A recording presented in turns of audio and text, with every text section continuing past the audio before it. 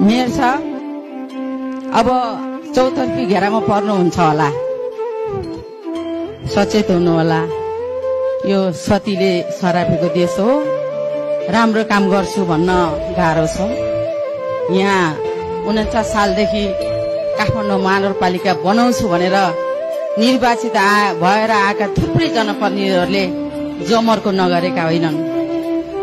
कसै न कसैले अंकुश लाएको हुनाले भएका महानगरपालिका बनाउने चाहनालाई दबाएर कार्यकाल पूरा भएर विस्थापित भएका थुप्रै व्यक्तित्वहरू हुनुहुन्छ।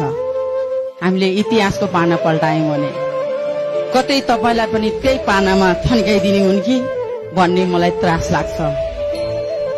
फुटपाथको काया पलट गर्नुभएको छ, सिंगो महानगरपालिकाको स्वरूप परिवर्तन गरिदिनु भएको छ।